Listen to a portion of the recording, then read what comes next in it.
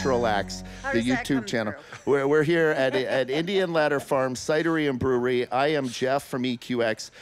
We're gonna have a fun one today. This might turn into 2 episodes. It's gonna be so ridiculous. I feel like we got some special guests. We do. Part 1, Part 2. We would love to introduce. This is Dietrich, Scott, and Alex, who you know from previous episodes. We've got our executive producer over here. Have we come up with a new nickname for our executive producer? It's Julio. Julio.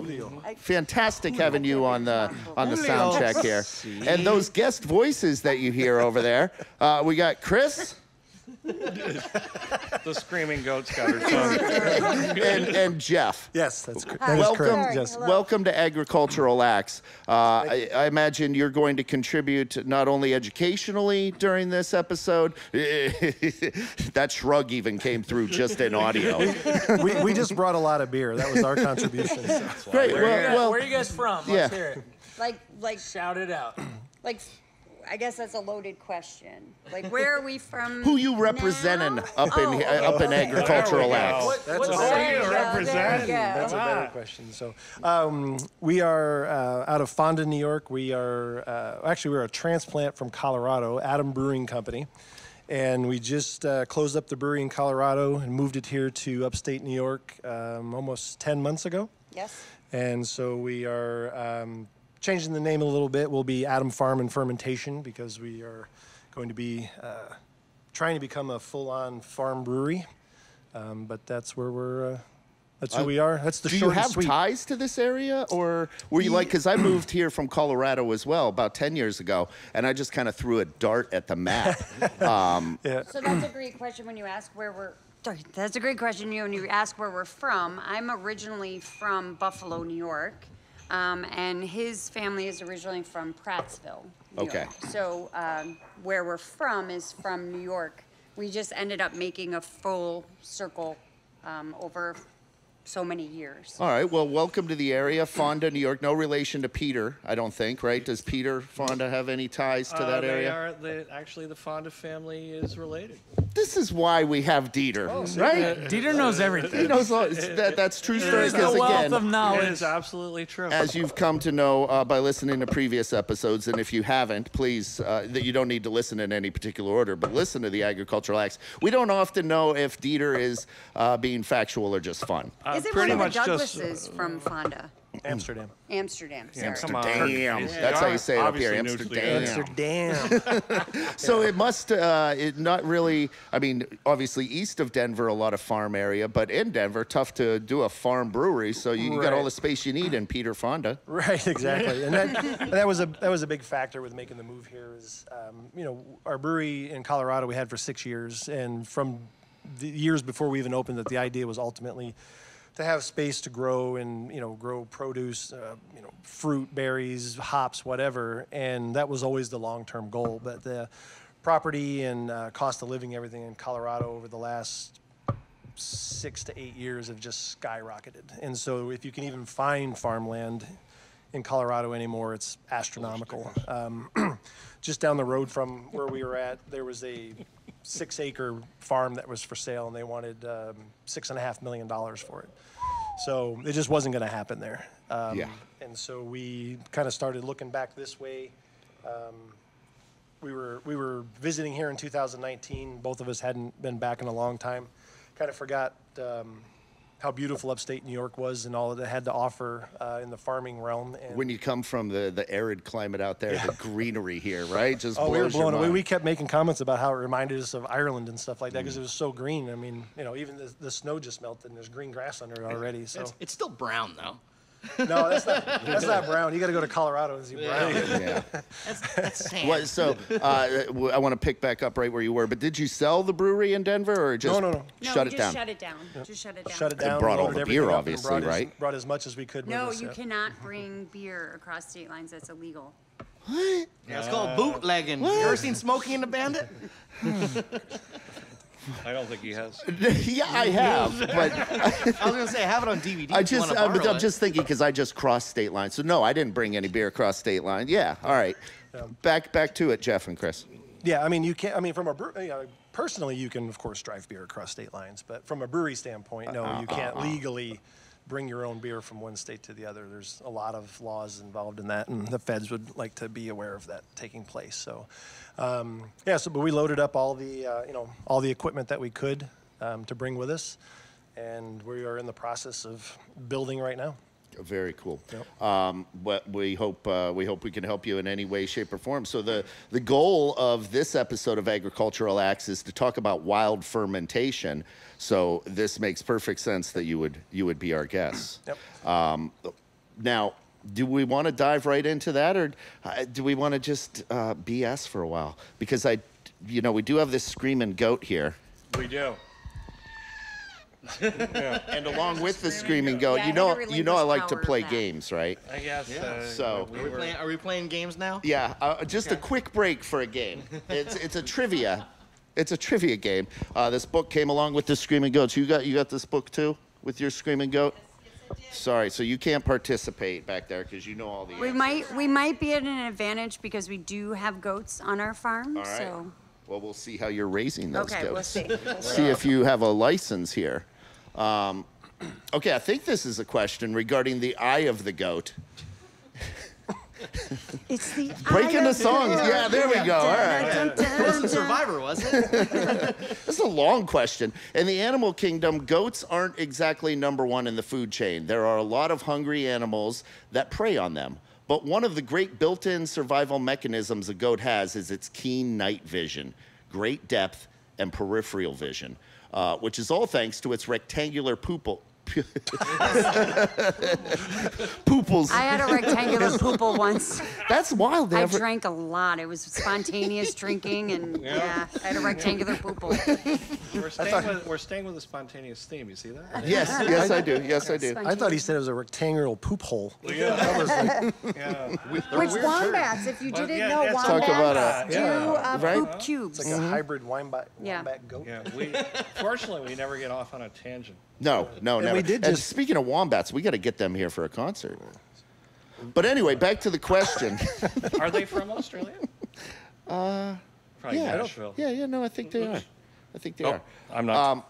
But anyway, the really goat, gonna say that. they can scout their surroundings from 320 to 340 degrees in one glance. Humans, only 160 to 210 degrees.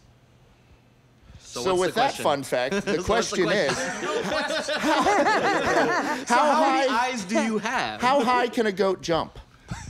Depends on the breed of goat. 10, 5, 15, or 12 feet?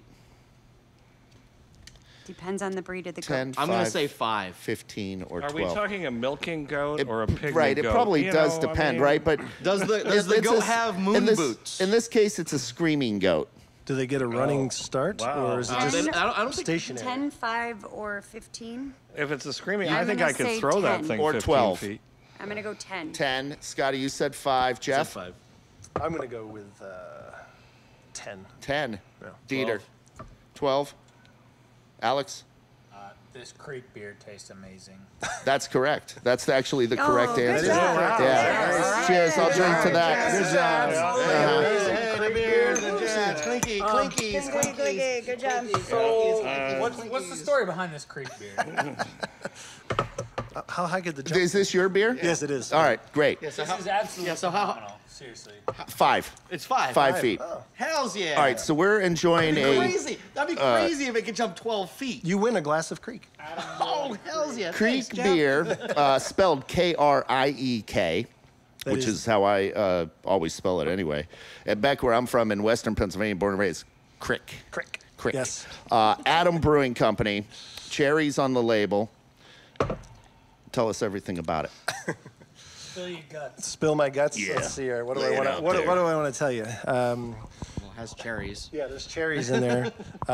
Real cherries. We didn't use, we didn't use any fake flavoring or gummy bears or anything ridiculous like that. So. Is that they really do use Oh, gummy absolutely. bears? Some Of course. people Of for the course. flavoring. Yeah. Yep. It's kind of No ridiculous. artificial color. No artificial either, color. Which is why if you were looking, you would see that there is no bright red. We didn't put any hibiscus or anything like that to give it that bright red color. Any color that you see, and it is from natural. Yep. So it's a the base beer is a golden sour. that we barrel aged for a year. Actually, this one was probably closer to 14, 15 months. And then from there, we took that beer and we did about 3 pounds per gallon of Montmorency cherries. Put them in a custom-built punch-down vessel, which if anybody doesn't know what a punch-down is, it comes from the wine world, where you actively push the fruit down on typically a daily, if not multiple times a day. You push the fruit back down into the liquid, so it helps with the extraction of color and flavor. And does it hold it down there? Or no, you just have okay, you just have a tool that's got basically like a big flat disc on it or something that you just kind of, you're almost like stirring it, but you're gently pushing the fruit back down in there, because otherwise it all just floats to the top. And anything that's breaking the surface, you're not really getting anything out of that. So you do the punch down and push it back in there. So we took the base beer, put it in a punch down vessel, 3 pounds per gallon of cherries, punched down twice a day for about 2 weeks. Kind of just eyeballed it and tasted as we went. Then transferred the beer back into barrels, let it set for another 6 months. Then took that out and packaged it up, bottle conditioning. And now you got what you got. And that's been in the bottle now for, what, year? Probably a little over a year that it's been in the bottle that holds up real well. It's fantastic. You think this was just put in that bottle yesterday. It tastes super fresh. It's so much labor into this. And watch how quick I just destroy it. Right. Down the hatch. All that work. Yeah, so this, all that work and this flavor. So this is a solid, like probably 2.5 on Untapped. So, because it doesn't have, because it doesn't have, because there's no marshmallows or anything like that in it. Because there's no gummy bears in there. That's why. Yeah. If I had used cherry gummy bears, this would be a 5. So I haven't personally asked you this question, but like what you're saying, what made you want to get into this style of beer making, aside from the traditional style or like the commercial style where everybody's paying the bills with the hype beers? Like, why are you sticking to your ribs with this kind of beer making? Early on in my, when I first started drinking, craft beers or macro-produced beers, I was pretty much drinking anything that I could find that was coming out of Belgium. And early on when I started home brewing, I think like anybody else that starts brewing, I started with like an amber ale or something like that. And quickly you realize that was boring as shit to brew amber ales and anything in that realm. And I immediately went into brewing Belgian beers, quads, and triple, anything I could, and then that just morphed into trying to, and this is back in the early 2000s, trying to figure out how to get my hands on, any kind of mixed cultures, just learning what I could. Then when we moved to Colorado, I managed to get, or was lucky enough, I guess, to get involved in a homebrew club there that had a bunch of guys that felt the same way. So we started a barrel program in the homebrew club, and at one point we had about 36 barrels going in the homebrew club. And so that was really when it, gave me a chance to start fine-tuning, or not fine-tuning, but like growing my knowledge. We'd also become really good friends with some folks at Avery. Nice. Avery Brewing, and so they opened their doors to us to start learning things. And then it just kind of went from there. And then when we started looking at yeast, this is when Chris jumped in. So, well, I think a good answer to that too, though, is the reason why we stuck with continuing to make the beers that we make and not jumping on to making, that is because we made beers that we enjoy. Right. We really enjoy these beers. As do I. As we always joke is that when we start a brewery, that if we went belly up, we would have a lot of beer that we really like to drink. Right. So I love it. So if we never sold a bottle of beer, we would have cases and cases of beer that we enjoyed drinking. Right. So Right. that was always our our joke. Yeah. So that always drove it, was just the passion behind brewing what we really enjoy. what we enjoy drinking. I don't really enjoy. I don't mind them, but I don't enjoy drinking IPAs and all that type of stuff. So it wouldn't be something that I'd be interested in brewing, because I think when you're brewing something that you're passionate about, I think it shows in the end product. Whoa. Versus just paying the bills with something. And it definitely shows, because you guys are here at the podcast right now, and like you know, we didn't just choose some random people. We see what you guys are doing, and we really value that, and that embodies like, you know, something that we're trying to be about. And so it's like, it's great to have you here and kind of riff about, you know, what you guys are doing and what we're doing. Right. So that's how did this connection come between Indian Ladder Farms and Atom Brewing? How did it come about? Actually, a mutual friend introduced us. Miguel, if you're out there, Miguel. Hey, Miguel. Yep. Hey, Miguel. Beer Trekker. Yep, the Beer Trekker. If you're looking for him out there in the world of Facebook and Instagram, so he's connected a lot of people over the years, and he knew that these guys were moving to this area, and we'd been friends with Miguel for a number of years, and so last fall he said, "You guys need to meet." Nice. So here we are. Trekker. Beer Trekker. And that's literally what Miguel does, is just connect people. That's one of the things he does. He does a lot of photography, goes to breweries. He does promoting. You know, he gets hired by breweries to help with their, websites and so on. Nice. I love it. Yep. All right. So on my drive here, I came up with, I want to learn about fermentation, wild fermentation. And this is going to be your entire process. This is what Indian Ladder Farms has. It's your life, most of it, right? We are involved in fermentation on a lot of levels. We're gonna let Dieter talk about this. So we're in the dojo now. If you've never listened to Agricultural Acts, it's kind of as the host, I need it explained to me like I'm a 2-year-old.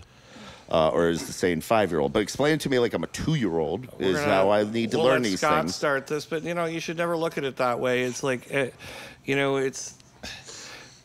For example, like when Laurie was writing the hop book, it's like people just assume that you know things. Right. And you should never. I feel like I should know what the heck fermentation is. Well, and people are always like, you say something to them, and they're like, oh, yeah. And you look at, they have a blank look. You know they don't know.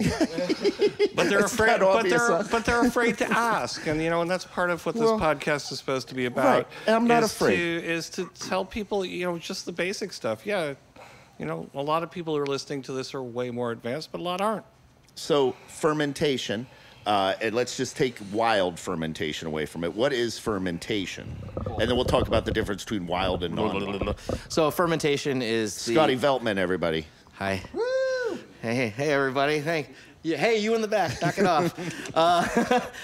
No, fermentation is, honestly, I think it's probably the greatest discovery in mankind.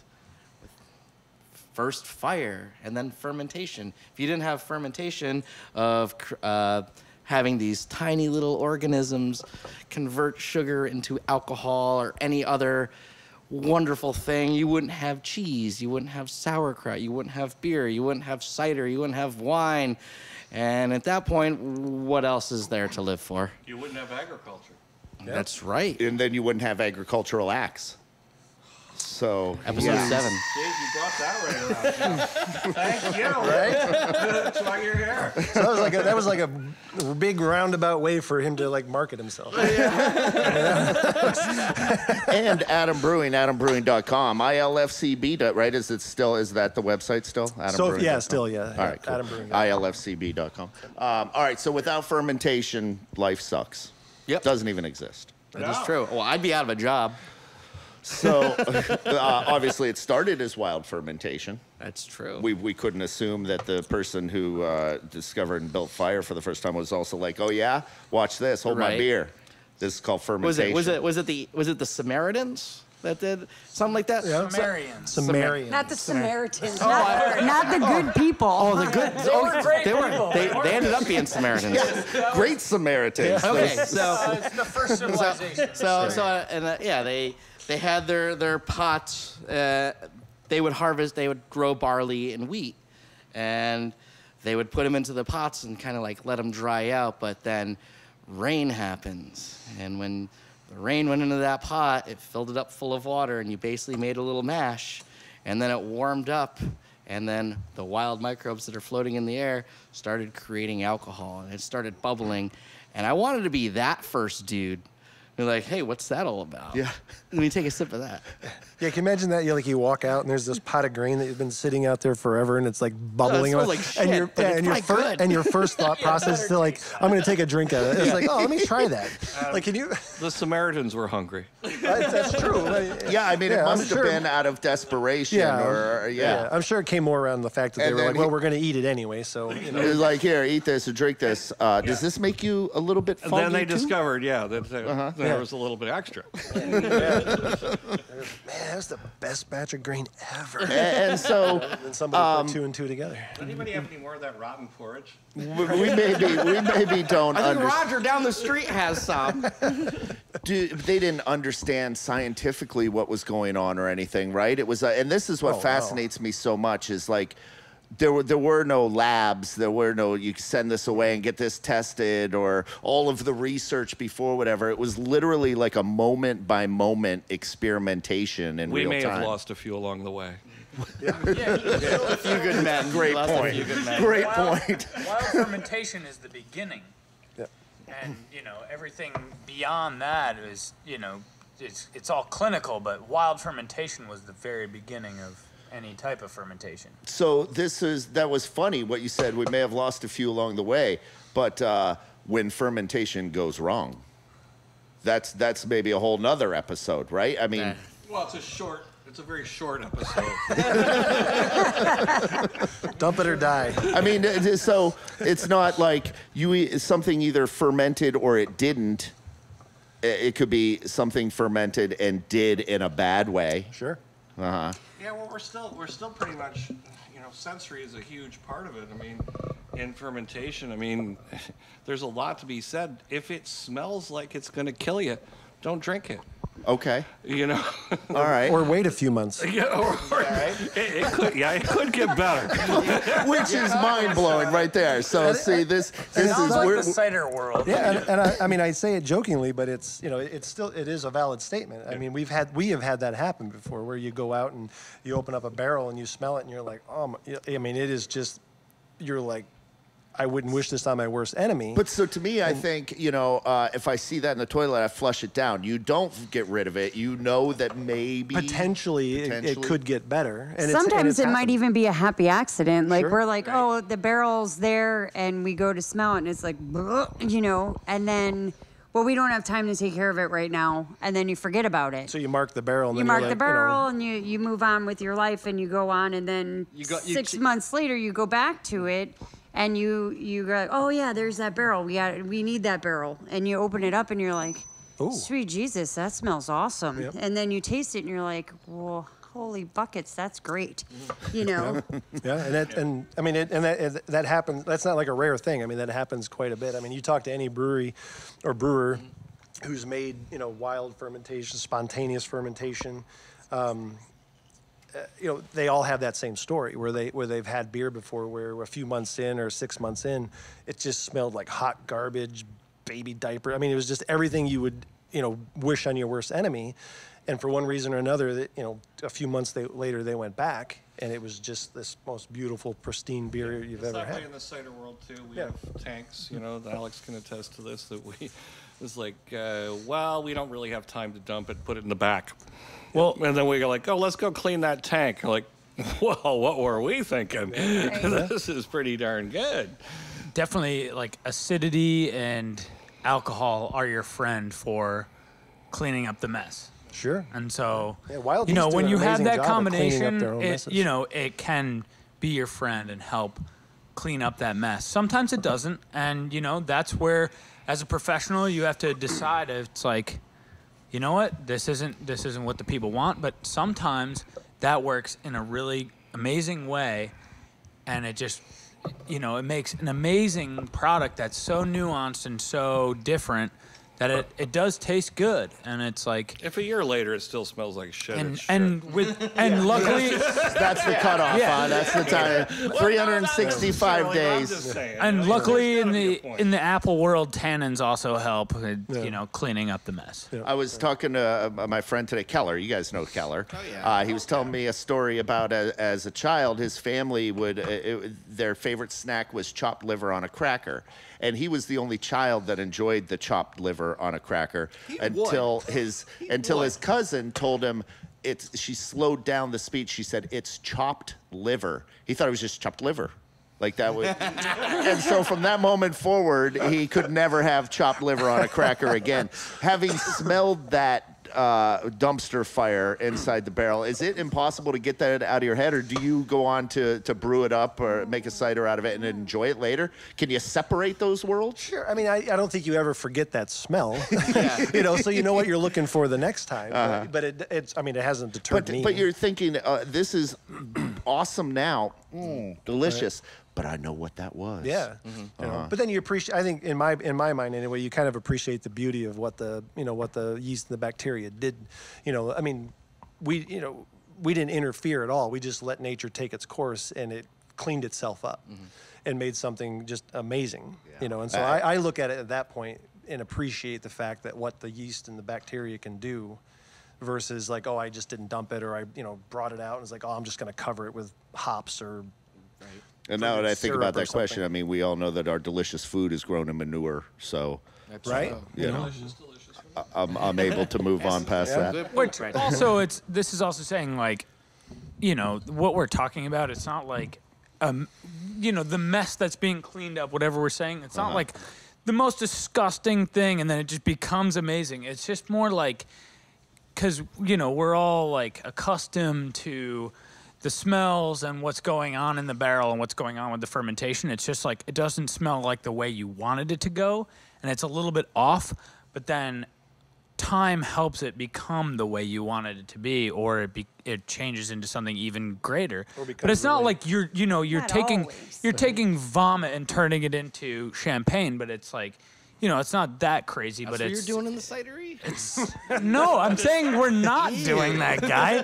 Sometimes vomit just it's not like, it's not becoming like a 0 out of 10 and then it becoming a 10 out of 10, but it's like, it's turning an 8 out of a 10 into a 10 out of a 10 or something like that. It's, and it can just making something really, I do have the Screaming Goat book. Speaking of Screaming Goat. All right, so we have a basic, very general beginning understanding of wild fermentation. I want to find out what the opposite of that is, but yeah, let's ask another question here from the Screaming Goat book. What is a large group of goats called? Herd. A team, a horde, a pack, a herd. Those are your 4 choices. A lot of fun. 4. A lot of fun. Yeah, going with D, herd. D, herd, 4, herd. Herd. I heard that. It's herd. It's really? Herd. So what were you gonna say, Dieter? I was gonna go with insurrectionist mob. Oh yeah. Agricultural Acts here at Indian Ladder Farms. We've got Dieter, we got Scott, we got Alex, we got Juan, our executive producer.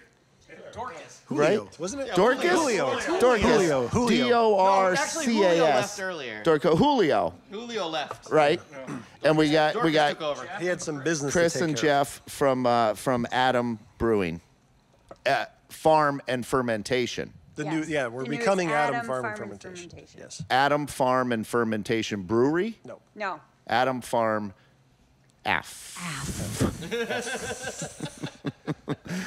down there in Peter Fonda, New York. Yes. That's down there, right? Yep. Yeah. It's over. It's over. Over And a little there. down? Just a wee bit down? It's definitely over. It's down and A out. little up and over. Up and over. Yeah, It's a little up and over. I think we have to go with up and It's over. like, right. like a fly ball. All right. You just throw a fly ball over there. I'll take up and over for 400, Jeff. So the opposite of You usually have to pay a lot more wild than 400 for that. fermentation is what? What's the opposite of wild fermentation? Cultured? Probably going on this. Cultured fermentation? Cultured? Cultured? Right, Chris? Yes. All right, go for it. He's just throwing her right in. All right, everybody. Chris has got this one. All right. So actually kind Smoke of it, we got 'em. kind of a cool, we just figured this out last week, which small world, I guess, if you want to say that. Or last week, or last time we were here, Yeah. I should say. I used to work for White Labs, is where my yeast background comes from. Do you see that look on my face? What's White Labs? Oh, I'm sorry. White. Sorry. White Labs is a yeast company. They sell cultured yeast, grown yeast to breweries, home brewers, that sort of thing. So they grow cultured yeast, which is the opposite of wild yeast, to breweries and home brewers. So I was a sales and technician for White Labs.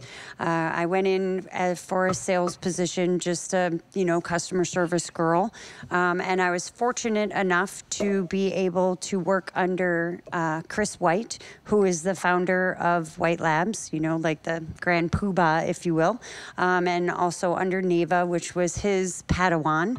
And so I had them, it was a small, super small company when I started. And so I was able to gain all the knowledge that I could absorb from them, asking questions. What year was this when you started there? When was I there? A while ago. Let's just say a while ago. Okay. Let's just. Are you in the 20-ish year range? Yeah. Okay. So we'll just say a while ago. But anyways, I was able to. I was just trying to, because you said back when they were super tiny, so I was trying to kind of timeline. They it sounds like maybe they're huge now. Yeah, they kind of exploded overnight, just like the beer industry did itself, right? The beer industry went from being a few craft breweries, like you think of Avery and you think of New Belgium, and then overnight it just went boom, and on every corner there was a craft brewery. So. I'm 48, and when I was becoming of legal drinking age, Sam Adams was about as cool and hip and now look where we are, 28 years later. Exactly. Christ on crutches. So, and it wasn't as, it wasn't as small breweries. as that, but. Yeah. He was still pretty small. So anyway, back to the story of Small World. Mm-hmm. We were sitting here, and we have a unique last name. Our last name is Porn. So where does that name come from? That's the After Hours podcast. No, okay. No, is that part 2? Yeah. Part 2 with the porn. We turn the lights down. PORN? Like pornography without the ography. Without the ography. It's the last thing you looked up on the internet before you got here today. Yeah, please go ahead and Google Chris and Jeff porn. So we were sitting here having beers, and he said, "I used to talk to you on the phone. Yep. I used to order yeast from you." Awesome. So I used to work for White Labs, and I had Chris White. Never forgotten the name. Wait, hold on. Well, Joe Policino was a good man. He's like, okay, so I'm going to turn over all the White Lab stuff over to you. It's like, don't laugh. Her name is Chris Porn. And I was like, all right. It's like, she could be a little mean sometimes. You're getting like, yeast no off way. porn. This is true. Go on the phone with her. No, she was the nicest lady in the world. I think she's perfectly lovely. Yeah. As long as you're nice to her. Yeah, exactly. Yeah, if you're nice to me. You don't be an asshole. As it should be. When you would get brewers that would call you up and say, I started my brew and my yeast is in here, and I'm like, why would you do something so stupid? It's like, why would you bake a cake without flour? Like, it doesn't make sense it's on to the me. UPS truck. Yeah, it's on the UPS truck. So, anyways, Thank you. that when I started there, I just started as customer service, and I really didn't have that much knowledge about. I liked beer, essentially, and I didn't have that much knowledge about yeast. I knew what it was. I'm a science major. Okay. My background is in science. I went to school for biology. I've been a zookeeper my whole life. Wait, this is not going to be your first guest appearance on this podcast. Zookeeper. Zookeeper. Hold the phone, You are ladies the and gentlemen. first zookeeper I've ever met in my life. I'm sorry. You're going to have to get used. Serious, Clark? So to add to that, What are you talking about? Add to that. to add to that, she did actually work and travel with the carnival for a while. Oh did. I my traveled with the gosh, carnival. Chris Porn. This is amazing. She was the headless woman, Beast Girl, I was Sheena the Ape Woman. Get it Sheena the straight. Ape Woman. She was a pixie dust spreader on the tilt-a-whirl. I was not, but I did bark for the world's largest wombat. And anyways, so we'll talk about that later. So much about square shit.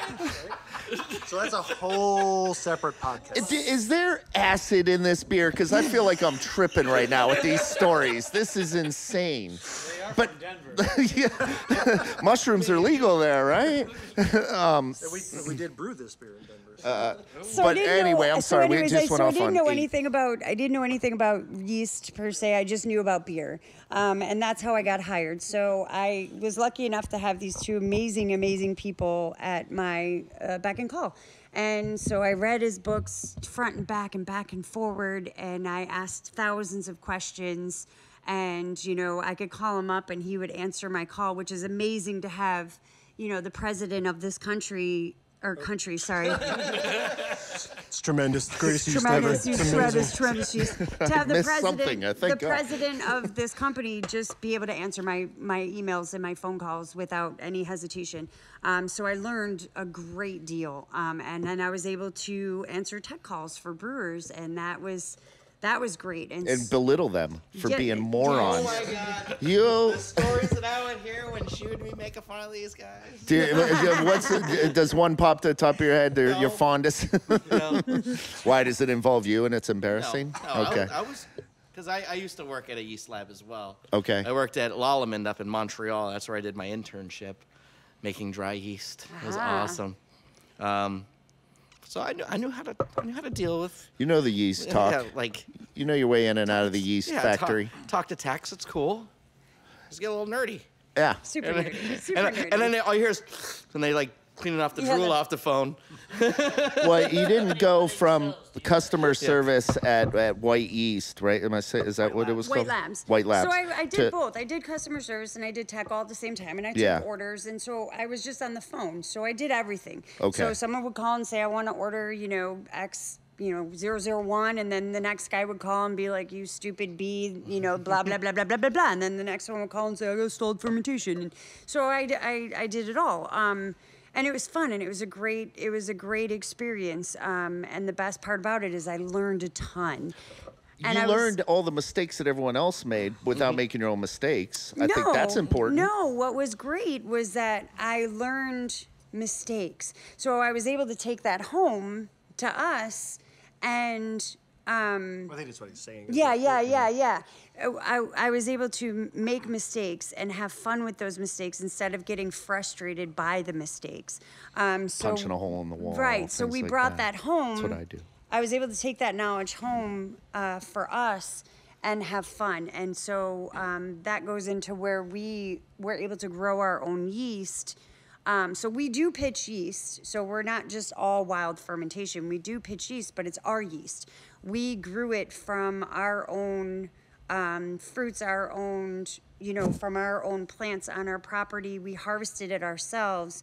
House culture. Yeah, our house culture. So we went out to our own land and we grabbed it and we grew it up and we fed it and we kept it warm and we watched it grow mold and we weeded it out and we, you know, fed it again and we you know, kept the good ones and took the bad ones and we smelled it and it smelled like hot garbage and said that's not going to be good and we just kind of played with it and saw what was going to be a good child and which was going to be a naughty child, and we blended the good kids and we threw away the bad ones and just ended up with this wonderful yeast that we love. And go ahead. I was going to say, to kind of put a little context to it so that you'll get an idea of what 2-year-old. Right, where she's at. Yeah, is sorry. that probably, I would say 98% of the breweries in the world buy their yeast from a lab. 98%. I would say. When you say 95%, 98%, some reason they buy their yeast from a lab like White Labs, and there's there's a bunch of them now. So we've, you know, in the entire existence of our brewery, we've never once bought yeast from a lab. We've just always used what I consider to be true wild fermentation, where we grew our own yeast, captured our own yeast. So just to give you a little idea of you know. So yeast is super important to you. You take your yeast very seriously. Yeah, I mean, because without the yeast that we have, you know, we're, in my mind, we're kind of just like any other brewery out there that makes barrel aged wild fermentation beer. Yeast gives your product 75% of its flavor. Mm-hmm. So you can take a same. Let's say we have, and this was something cool that they did at White Labs. If you ever go to White Labs in California, it was something neat that they did in their tap room. They would make a batch of beer, or I would say a batch of wort, and they would have 5 different, the same wort, 5 different barrels, we'll say buckets of it, okay? And they would inoculate it or pitch 5 different kinds of yeast into each bucket. So 5 different buckets, 5 different yeast into each bucket. And every bucket would taste different at the end when it was done fermenting. Even though it was the same wort, at the end, it would all taste different. That's how important yeast is in your product. You're only talking 4 ingredients, right? You're talking water, you're talking barley, and you're talking hops. And the yeast will change the whole deal. So I have to back up a little bit. But what the heck is yeast? What is it a grain? Is it what is yeast? It's a single-celled microorganism. Yeah, it's all the little things that he was talking about. It's all the little things that he was talking about in the beginning that was in that bucket. I mean, it's everywhere. Floating, it's floating around. It's on. It's here. It's on this microphone. It's in your beard. Yeah. Okay. All right. This is awesome. Yeah, you got some wild yeast going on. So when we make bread at home, we go to the store, we get yeast. What is that thing? What's it attached to? I mean, I'm buying something. I can see something yeast. in a bag. It's a lot of protein that it's attached to. Okay. To give it actual Okay. Yeah. All right. So You're freaking out. I am freaking out. I am freaking out. I feel like I just heard about the coronavirus for the first time. Like, you're telling me it's everywhere? It's in everything I touch? See, now you know how I feel when I read the book and I had, had my guru sitting down that you were able to ask all these questions. So you have a science nerd and you have someone that I'm reading the Bible and I have Jesus that I can ask the questions to.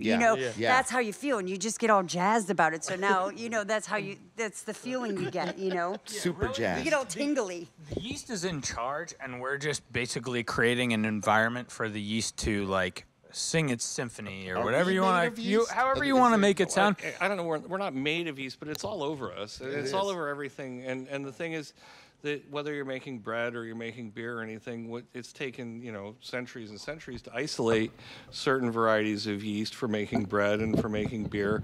And what we do here to a smaller extent than what they're doing at Atom is isolating yeasts that work for them, because like I said, there's millions of them, and how do you find that particular one that makes something that is in this glass right here that I want to drink? This is your beer we're drinking right now. Well, I know I've moved on.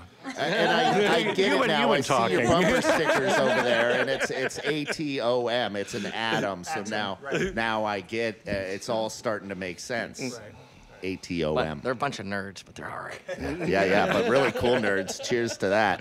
I love it. Thank you for your nerdship. It's fantastic. All right, so Excellent beer.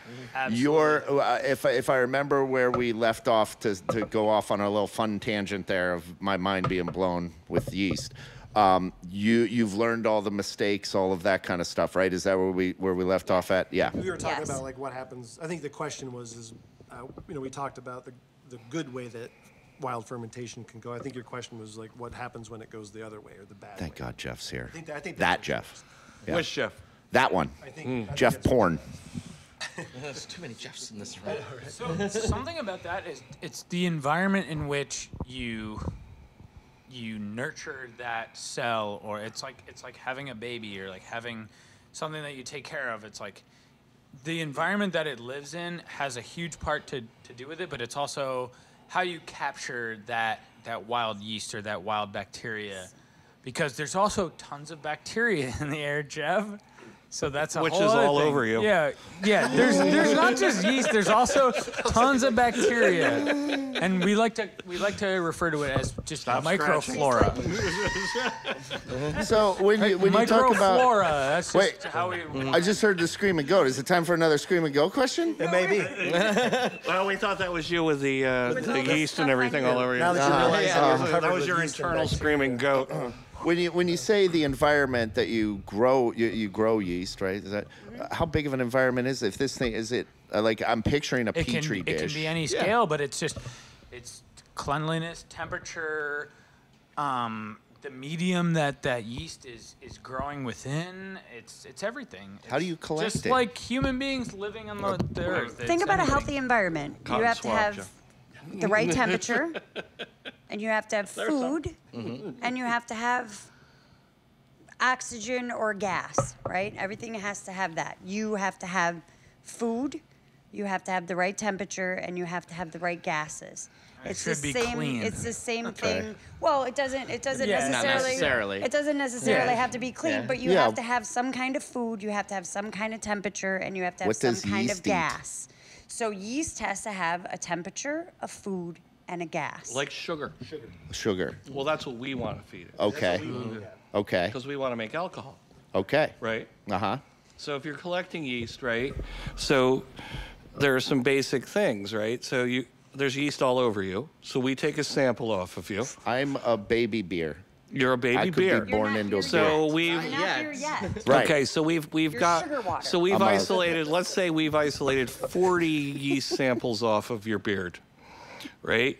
Well, now we want to make Which beer. they have made beer. Yes, they have. Beard beer? They've also done other things where they got yeast from too. Other body parts that yeast has come from. That Of course, the porns know all about that. Yeah. Yeah. So, to simplify it even further, it's like, so the yeast then has to make beer, right? So, but all yeast doesn't want to do what we want it to do, right? So we want it to, be able to eat sugar and create alcohol. We need it to survive a certain amount of alcohol, right? So there has to be a survivability, which not all yeast does. So all of a sudden, your 40 samples have just dropped to 20 because they can't get above 2%, right? And we want to get to at least 4. Then we add other things to it that want to kill yeast. Hops are, known to kill stuff. That's the They're whole reason acidic. we put it in there. And a lot of yeast doesn't like hops because it kills them. Let's also make sure that we give it enough sugar, because if we don't give it enough sugar, what does it start to do? Get It starts to stressed out. eat itself. Yeah. They start to eat their brothers and sisters, because when they have enough sugar, they'll start to multiply. They'll multiply and they'll multiply. Well, they multiply so much, if they don't have enough sugar to eat, they go, oh shit, there's nothing to eat. They'll start to eat each other. And so they're little buggers. Right. So out of This the is scary. millions of yeast that are out there, trying to find the ones that make this Beer. Beer. is a long process. Cheers. Let's give my brain a break. Let me ask a question about Talk goats. goat. All right, go talk. All right. Goats It's love goat beer. time. They do. Is that a fact? Or at least the ones Do behind goats love my beer? house. I ain't going on the record. All right. The ones behind my house do. Legend has it Bears, goats Battlestar discovered what Galactica. berry? The blueberry, the coffee berry, the blackberry, or none of the above? Goats discovered this berry. None. Blueberry, coffee berry, Chuckberry. blackberry, Chuckberry. or none of That's not a choice. I'm going to go with the coffee berry. I was going to go with dingleberry. No. No, that's Siobhan. That's the Siobhan. That's the butter, right? Siobhan? Chris, you're showing that you own goats. It's coffee berry, which I didn't even know was a thing. I know Coffee berry. because Juan Valdez on the label walks with a goat. Is it a goat or is it a donkey? And of course, our producer, Mr. Valdez. I think it's a donkey. We'll go with Good goat. answer We'll go to with that goat for question. this, right? He was exempt from that question. Yeah. I was like, was it a How goat? would you be so right? All right. Juan Valdez was really short then. I believe it was a goat. Way to call her out. I was like, I think it's a donkey. Did I mention I was a zookeeper? What's a coffee berry? First off, did they have coffee berries at the zoo? What's a coffee berry? That's where the bean comes from. Coffee Nah. berry comes It's a from the seed. tree. It comes from the bush. Nah, It's what you roast to make coffee. The unbelievable. pit of a Do we pit mention of he's a from coffee Pennsylvania? berry is a coffee bean. There is a bean. A bean's a berry. You're a bean. You're a Jeff bean. A berry and a bean are the same thing. No. Okay. No, the berry No, is the fruit. The bean is the pit, the seed. Seed. Wow. All right. gosh. All right, that Sorry, checks out. you That just checks looked at out. me like you wanted to punch me That in the checks face. out. Like, No, that's these just little confusion. kids. That's And then if me you being feed that to a confused. civet cat and you squeeze that. No. So why do we think the goat discovered the coffee berry? Goats are dope. Because goats are browsers, which means that they eat from trees and bushes. And so I would imagine that the goat was browsing from a tree and ate a coffee bean and freaked the frig out. Sounds like you're reading a textbook. No offense. With all due respect. You got mad knowledge up in that head. It's not all just hair. But just so you know, I do not brew beer. I'm not a brewer. Okay. She's a zoologist. Yeah. Zoologist, She clearly. brewed one batch and she absolutely hated it. Oh, really? Yeah, I'm not a brewer. You just love beer. Yeah, I love beer. I like. I'm a taster and a smeller. That's where and the yeast, obviously the sciencey part of it, but the brewing part of it is not my jam at all. We talked about this earlier. Just because you really love beer doesn't mean you have to be a brewer or own a brewery. Right. It's so much easier to just love beer. You can just enjoy Yeah, it. you can Yes. just drink beer. I remember those days. Yeah. Those days. Wait, so you know what? This happens a lot with people when they're so into it. You don't musicians who are out touring forever end up hating music. And are you worried about that? Do you ever think like, oh my gosh, I'm so deep into this, I don't like it anymore? No. Okay. Well, no. I wouldn't go that far. Yeah. It's more Let's like not get crazy. Yeah. I'm so deep into this, and my band sucks, and I need to Find a go new get band. a different job. Okay, 'cause, I like that. don't know. The drummer's That's gotta nice. go. It's There's hard. also a good balance, It's a hard thing to It's a hard truth to There's come also to. a good balance though, because I'm good behind the bar and with people, and then he's good not. Well, we could also, Sounds like Megan and I. it's, the other side of it too, and we were talking about this and joking about it earlier this evening. There's so much more that you do Yeah, don't that fool has yourself. It's not a business. that has nothing to do with making, owning and running a brewery. The making beer part is probably the least thing that you spend time doing.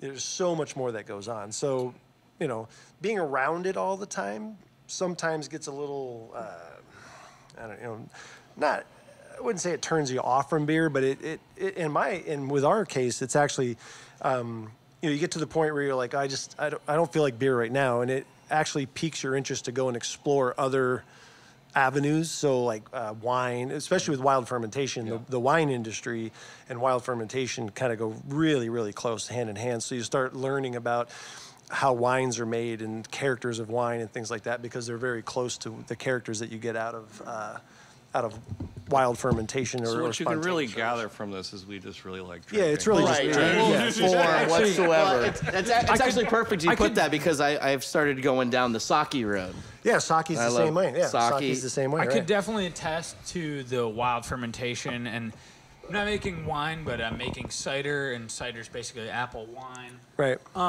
But I've done trial tests where it's like I will use either cider yeast or English or Scottish ale yeast or champagne yeast. And then I will do side-by-sides with wild fermented cider, and it's like the wild fermented cider, from what is going on this farm and the yeast that's growing on the apple skins or whatever is going on there, it's like the acid and the tannins and the flavor that's coming off of that wild fermented cider is just so much more, like, it has so much more character. Right. Well, And it feels like all those other ciders that have had yeast pitched on them, they're so muted, and the wild fermentation is just like, it's got so much more character. Well, sure, and I mean, we could get off into the whole realm of like what is true wild fermentation and what's not, right? So if you're looking at like what I consider to be true fermentation, where you're not necessarily pitching yeast, but Right. Either like where we grew our own yeast, or you could start getting off into spontaneous fermentation, and you could start blurring the line as spontaneous fermentation, wild fermentation, is it the same or whatnot? Right.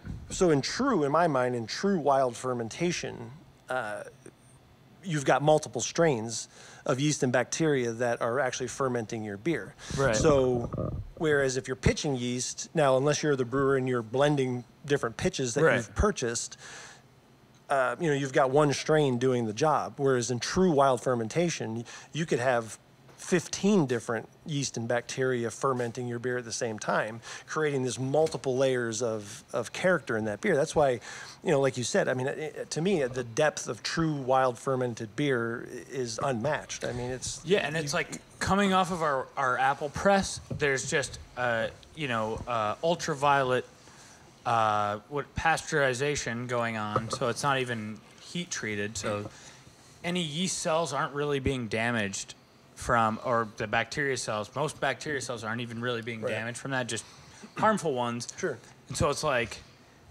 what's going into that cider is so alive and so raw, and there's nothing being added to it. Yep. And what's coming out and the end product is so amazing. And it's so consistent. It's been working really well for us for years now. Yeah. And it's like, we don't have any reason to change it. Yeah, and it's been working so well. Yeah, and that's kind of the cool thing with wild fermentation too is, you know, on the surface you hear wild fermentation and you think that the results are ultimately going to be all over the place. Yeah. But it actually can be very clean and consistent if you... somebody's always dominant, right? Well, sure, yeah, you're right. I mean, there's always, you may throw 20 strains in the pool, but there's always going to be somebody that comes out that's more dominant, right? Well, that's why I like to do these, the cool ship beers, because they're different every single time that I brew them. Sure. And they're only brewed, like I only brew them, let's see, that has a blend of one that I did early spring, late winter, and blended with late summer, early fall. So it's like a blend of, it's like 7 and 13-month-old. But yeah, it's just all what's blowing around. I like to call it spontaneously inoculating. Well, I mean that's and, like, I inoculate it in the cool ship. It sits there, and it sits there overnight, and then I put it in barrels and kind of let it do its thing. Yeah, sure. Freshly empty barrels that already had the same exact beer in there, so it's like, okay, so we got that one there. So there's already food with all that dead that's in there. And this beer tastes like weed. No, put that joint down. Okay. No, that's straight home, no strangers you're drinking. But I mean, without really coming out and saying it, I mean, I think the general, thing that we've at least been insinuating to this point is when we talk about wild fermentation is that we're pitching yeast, right? So then you start going off into the realm of spontaneous fermentation, which is what you're talking about, which is probably the truest form of wild fermentation. I like Belgian beers. Yeah, which is, you know, spontaneous fermentation. You're not physically pitching yeast at all. You're just letting nature take its course. And in the process and how you brew a spontaneous beer, the way you let the beer cool, you're just pulling yeast in from the air, and you hope that you get something good out of it. You know. Yeah, so just explain what a cool ship is. Well, yes. Yeah. All right. Well, I was going to say, you want the 4-year-old. Yeah. So two. So a cool ship is really just a large, shallow vessel.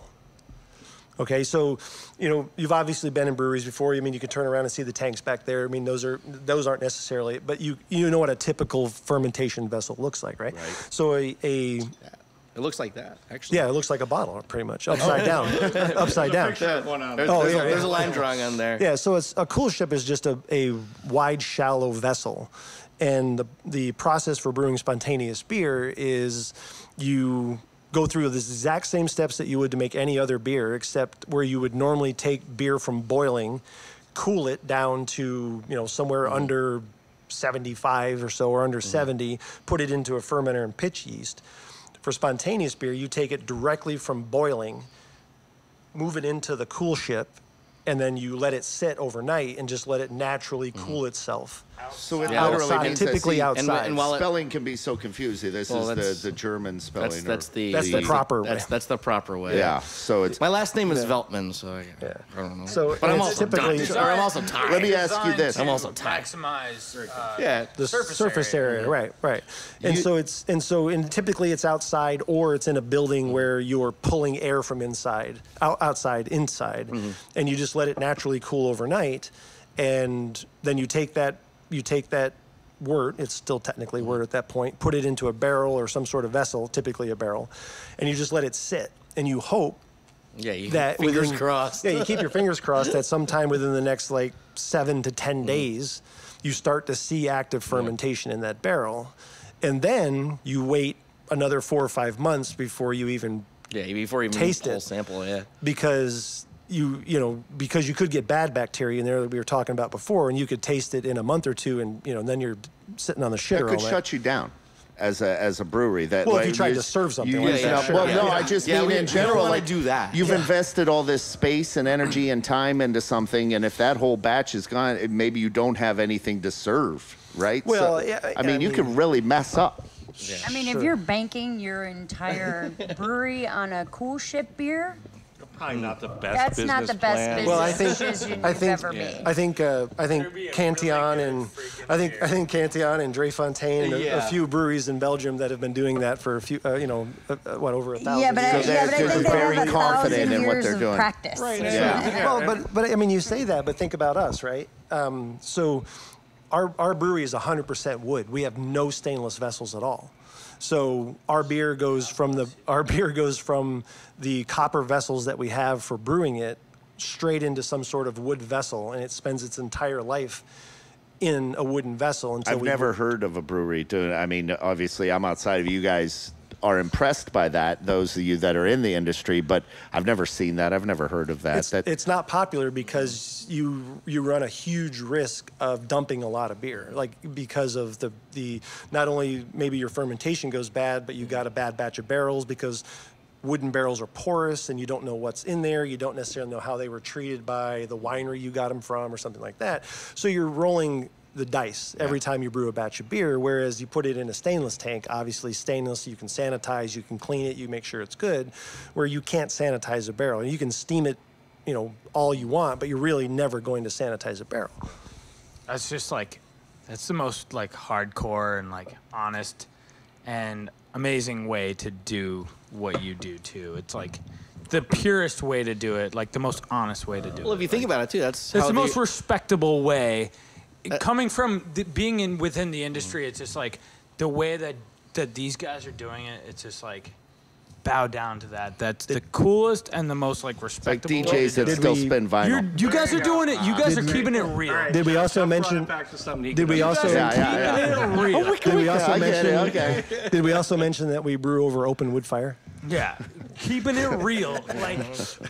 Can I go back to something that you had said, Scott, that brought up this question? So you said what you love about the cool ship is that it's different every time. Yes. If you have a batch that you absolutely love, can you recreate that? I cannot. So what I'll do is, because I have such a small system, I usually do in 53-gallon barrels. So I'll fill up 2 of those, and I'll keep one of those barrels, and I'll use it for blending. Because when you make a beer like this, you're basically blending. You'll take a little bit from this barrel, that barrel, and you kind of make something. But if you have one that's really primo, like I said, I have the 2 barrels, so I just keep the one and see how that evolves over time. And maybe that thing is going to be dynamite in 5 years. You could cheat with yeast, though. I don't want to do that. I know, we're gonna wrap up this episode. Hold on. I know, but I want to talk about cheating with yeast. Yeah, you could cheat with yeast. We've barely touched the tip of the iceberg on this one, but I want to keep these episodes at about an hour because I know what my attention span is, and we want to keep educating people and go. You can stay for another episode or a third one of this wild fermentation conversation right? Is everybody on board with that? Absolutely. We're not going it. We have nowhere to go. Wait, we're doing 3? Because I don't know. Look at we barely touched the tip of the... We don't have a hotel room, so I guess we're sleeping here. We have more beer. Yeah, right. There's going to be more beer. We're going to be fine. These are fantastic guests that we have. Chris and Jeff, Atom Farm and Fermentation, Indian Ladder Farms, Agricultural Acts. This is good for this. We're going to part 2 for the next episode. Excellent. You've been listening to Indian Ladder Farms Cidery and Brewery owner-operator Dietrich Gehring, its head brewer Scott Veltman, and its head cider maker Alex Gill. The producers and engineers are Troy Pohl and Ian Carlton.